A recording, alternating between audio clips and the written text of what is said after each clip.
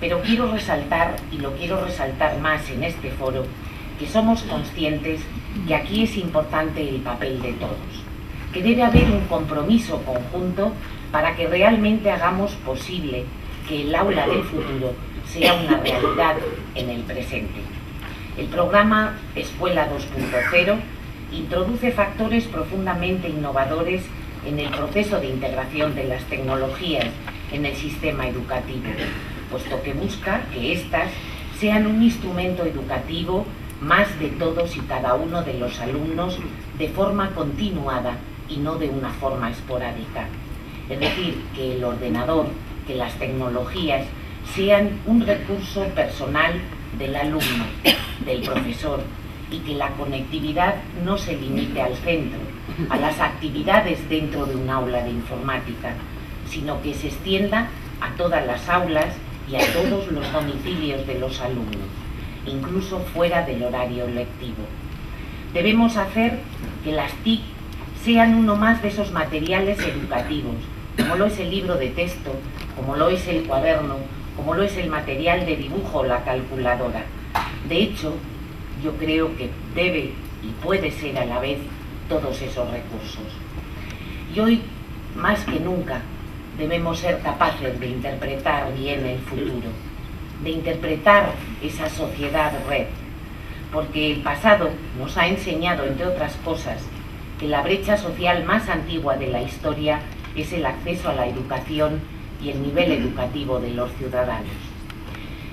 Escuela 2.0 va a permitir, por primera vez, del sur al norte, un modelo educativo moderno, innovador y con una capacidad transformadora propia del modelo de enseñanza-aprendizaje, propia además de este siglo.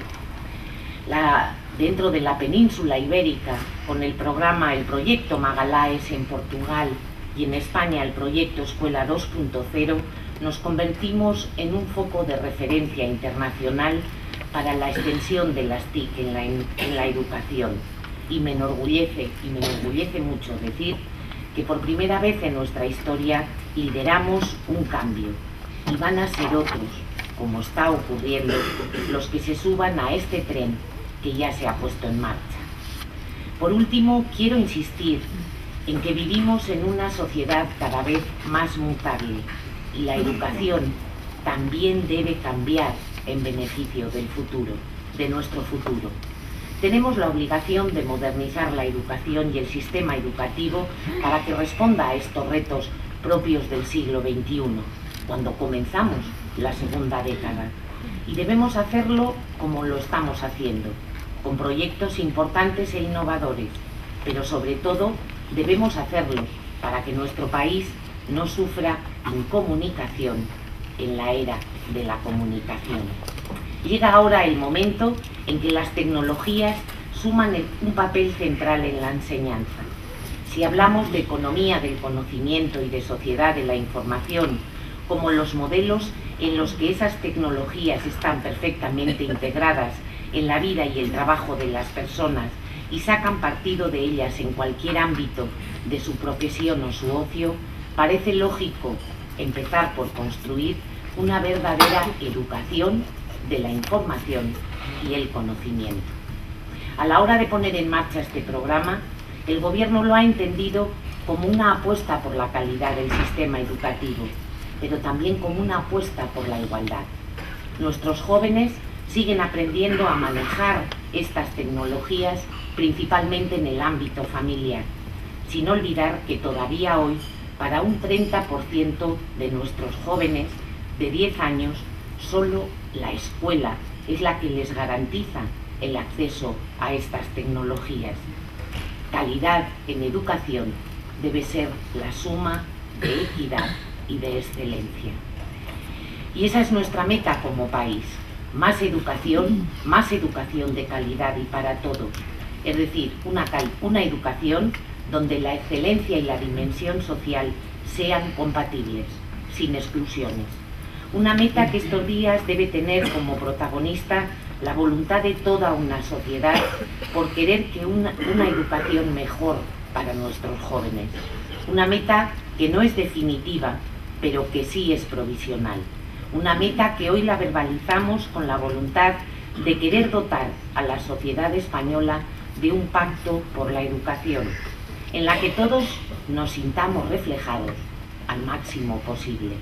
Un pacto que sea la herramienta que todos usemos para dotar de estabilidad y de la mejora necesaria de algo tan importante como el sistema educativo de todo un país.